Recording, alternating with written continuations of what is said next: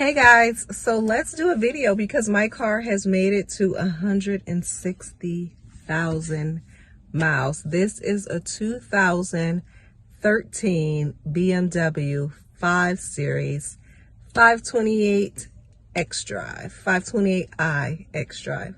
So let's talk about how we got here because and my car is still going. So basically, I'm determined to drive this car until I can no longer drive it. So my goal is to get to whatever mileage I can. The one thing that I'm amazed at is the fact that I still have the same battery. This battery is like, is it 10 years old? I don't know. I keep asking when I take my car to get service, how's the battery? And they say it's fine. I did not expect the battery to last that long, but it's still going. I'm not gonna, change it.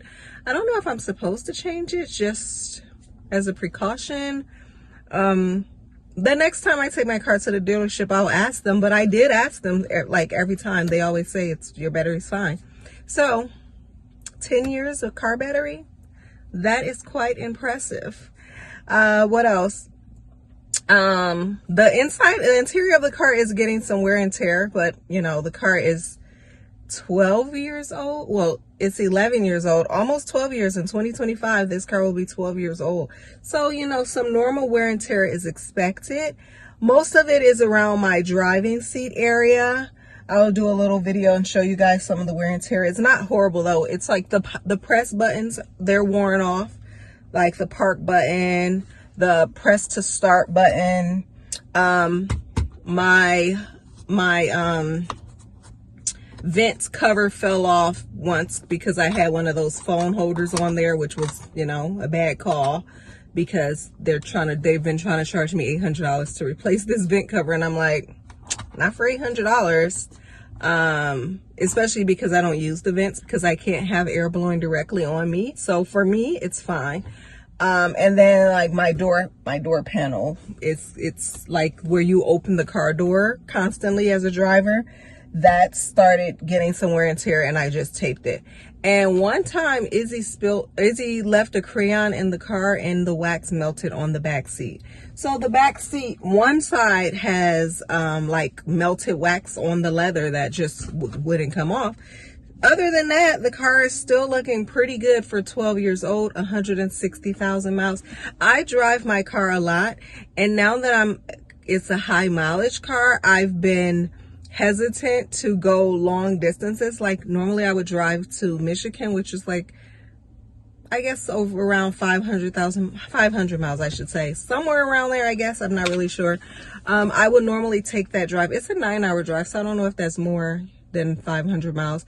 But I would take that 9-hour drive with this car with no problem. But now I'm like, I don't know if I should drive it. What I did do, though, I signed up for AAA. And I still have full coverage on the car. I will say the insurance, I don't know, it's getting expensive. I do file claims. So my car has never been in a car accident. There's been problems that happened while my car was parked.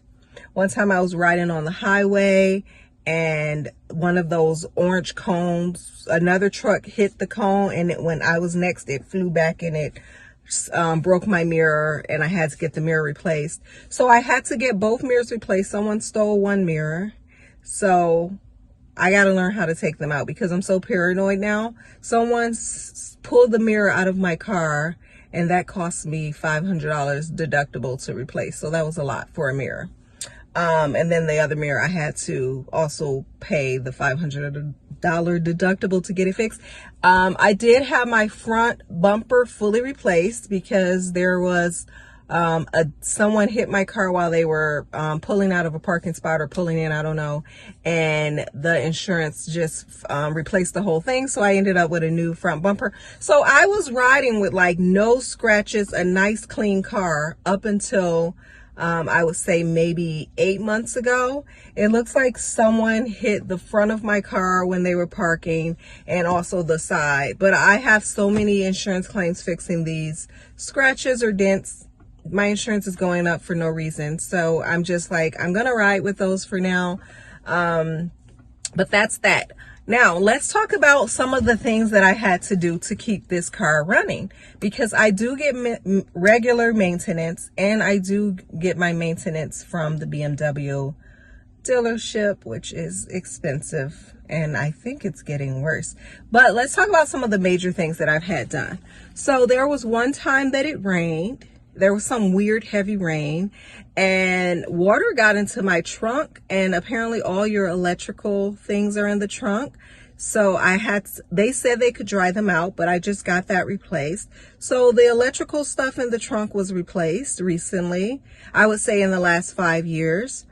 The gas tank, for some reason, I remember I had to get that replaced. I did end up getting a new turbo. There was something wrong with my turbo maybe 4 years ago, and the BMW dealership worked with BMW to replace that free of charge for me. I didn't have to pay for the turbo. I just had to pay for the labor. So my car does have a new turbo. So there are some new things that were added to the car in the last 11 years. So it's not like I'm running the car on the same old parts. So let's make that clear. So yeah, I did have to get the turbo. There was an incident when I was driving that caused the what do they call it, transfer case to bust. There was a hole in the transfer case.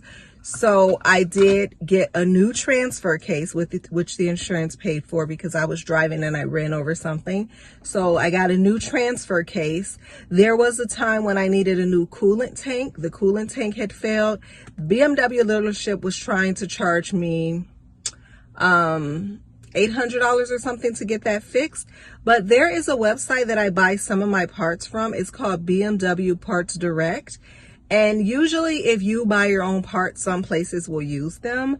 For that coolant tank, I bought the coolant tank from that site for like $80. And my brother is a mechanic. And when he came to visit me, I was like, can you put this coolant tank on?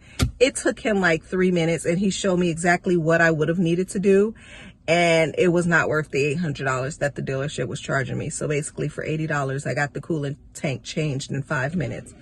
I've replaced my windshield wipers several times, which I've also purchased off of that BMW Direct site. Recently, I had to get the valve cover replaced.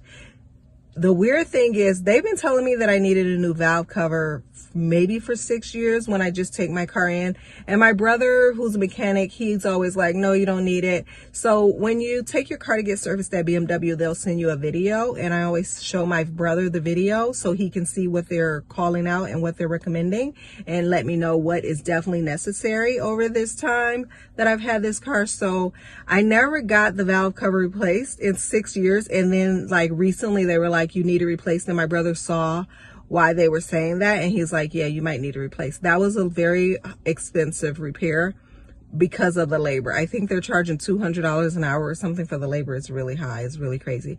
The labor was more than the parts. It was like double the cost. Or yeah, the repair cost was $2,000, and then the labor was $2,000. So BMW's getting really high with the labor costs. But I found one dealership I used to go to for my tires, because it was a wheel place. And then I started asking them how much would they charge for certain things. And they're now charging, after the pandemic, they're now charging sometimes more than the dealership, which is ridiculous, because they're not equipped with the same, specific skills to handle like BMW particularly, because there have been times when they were like, we can't do that. You need to go to the dealership. So I don't even try to shop around anymore. I just go to the dealership. There were two other big things I think that I needed. I needed my spring in the back tires recently. That was like 2 months ago. The rear right spring apparently was broken, but I could feel that every time I went over a speed bump. I was like, something's not right back there. And that was the thing that I got fixed when I got the valve cover replaced. So those were the two things. And then I got my They call them wheel bearings in the front of the wheels. I had to get those replaced. And of course, the brakes, so many times I had to get the brakes replaced, and then the tires are regular. I always buy run flat tires. In the 11 years that I've had this car, I've never gotten flat in these run flat tires. So I am tempted to stop buying the run flat tires and just buy regular tires. Even if I do that and then something happens and I have to get run flat tires, I'll just get them when I need, like, I'll get them. But I'm paying so much more for tires all the time, and I've never gotten a flat. But before I got my car, I was driving someone else's BMW, and I ran over a pothole, and their car caught a flat. And that is why I was like, oh, when I get my car, I'm getting run flat tires. And I've never, after I ran over the pothole that one time, I've never run over a pothole again in my car, like in my car at all. But I've never run over a pothole again that caused a flat. So, yeah, so that's that. Regular oil changes. They're always recommending that I get my brake fluid flushed. I've literally never gotten it flushed, but this time, that was also one of the repairs that I got with the valve cover. I said, go ahead, you know, I had the car for 11 years. Yes, let's flush the brake fluid. Now, they probably had to do that somewhere down the line in one of the repairs that they did, just because that's probably something they also have to do when they're repairing their car. But this is the time I finally was like, yes, I'll pay for that.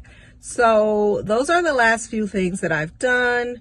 I did have to get my fuse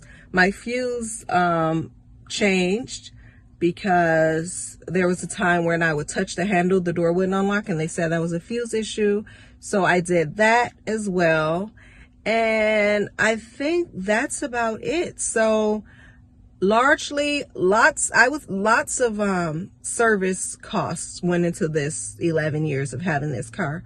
So much so that I was thinking if it would have been cheaper for me to lease a car, and I would have the latest car in this 11-year frame. I would have the latest car with all the latest technology, and would have still ended up paying the same cost out of pocket. That's what I did. And I think with all of my repair costs, I think it was easier to lease a car. And that is the reason why I was considering leasing a car. Once I need to get a new car, I was thinking I'm not buying another car, because these service fees are just a lot. And you really have to have the income to be able to get your car fixed all the time. If, you know, you lose your job or anything happens, then, you know, it's expensive. You wouldn't be able to afford it. So, I mean, that's what now I'm like, I think I need to lease a car. A lot of people are telling me not to lease, but again, I have the numbers. I have the math. I have the numbers. I've paid the cost. I think I would have more peace of mind if I'm just paying the fee for leasing the car, and then don't have to worry about any of the service or repair. Now, I do believe what I would still have to worry about is all of the scratches and dents. And that has been the bulk of my insurance claims, my car getting hit when it's parked, which is crazy. So I think you're responsible for that when you lease a car, and that would be expensive compared to how many times I've had my car scratched up. So I don't know about that part, because if I look at the cost that the insurance paid for those, I mean, I guess the insurance would also still cover that on a leased car. So maybe not, you know, that actually might not be a big issue for, you know, yeah, because you have to have insurance anyway. So maybe not for the exterior parts of the car, but yeah, like when someone stole the mirror, like that kind of theft, and, you know, insurance would cover that, but you would still have to cover the deductible. So I'm looking into leasing a car. But what I will say, with the car prices fluctuating, like when everything was so high during the pandemic, like the year after, I was glad that I owned my car, and like I don't have a car note anymore, and I didn't have to worry. But if I get my car fixed one time at the dealership, it's costing about $5,000 maybe. And I'm like, well, what kind of car could I have leased for $5,000 a year? Because at this point, I do think that I'm averaging at least like $4,000 to $5,000 a year in repair costs from the dealership. And that is almost, depending on what kind of car you get, that's the cost of a yearly lease, cost with the mileage limitations and everything. So my plan is to keep my car and then lease a car.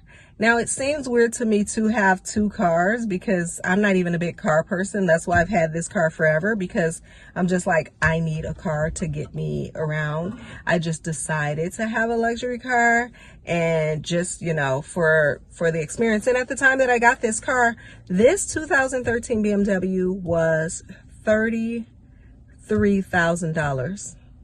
So I've been able to hold on to this car for, well, actually, no, it wasn't 33, maybe 50 something. Anyway, it wasn't like, for it to last 11 years, that's a good amount.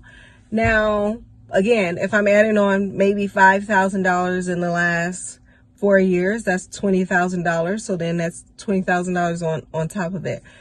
But I think overall for the cost, it's like, okay, good. I have the car now. I don't have a car note. So even if I do have to pay for the repair, it's still balancing out.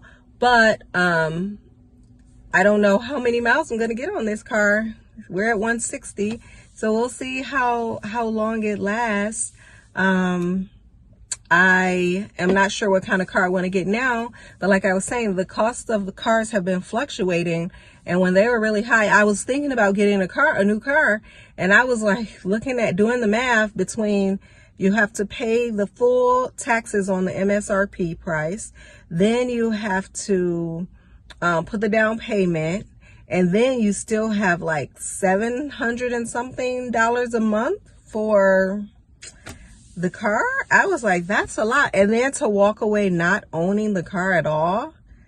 So I was like, I don't know. Like, I did the math. I'm trying to figure out. It's just very expensive to have a car these days. Like, that's it. It's just expensive. So, I mean, I don't know if I should go back to like a non-luxury car. I got so used to driving my car though. I have tried like when I rent cars when I'm traveling. So I do get to drive cars that are not like BMW or Mercedes or anything. Like, I drive regular non-luxury cars, and they aren't as comfortable, as smooth of a drive I haven't had yet. But maybe I need to just start test driving more cars. I mean, I know Hondas are very reliable. Like, I wouldn't even mind, now that Izzy's older, I wouldn't even mind a compact car. But with this BMW sedan, I didn't need an SUV. I was able to fit her stroller. So much stuff fits in my trunk. So between the trunk and the back seat, and then I only have one child, so it wasn't like I needed a minivan. But also when I have her friends or other kids, my car fits a lot of stuff. So I didn't need a larger car, but now that I don't have the stroller and all that extra stuff, I might be able to go down to a smaller, like more compact car. So I'm not having this, my car is very long, this long sedan, but I don't want an SUV. And right now I don't want to put the money into the cost of a car. I am considering some other things, and I would like to see how long this car lasts. So those are, that's how I got my car to 160,000 miles. I don't want to keep going on and on, but it's still going and it's still moving, and, yeah, regular maintenance. So I will put the website for that BMW parts site in the description of this video for you guys. And I will also, if you have any questions or comments or feedback or, tips about your car, let me know down in the comment section as well. And if you have this same car or a 2013 BMW, write down in the comments how many miles you were able to get out of your car. Like, I'm very curious of how many how many more miles I'm going to get out of this car. So let me know, guys, and like and subscribe to my channel if you haven't already. Bye.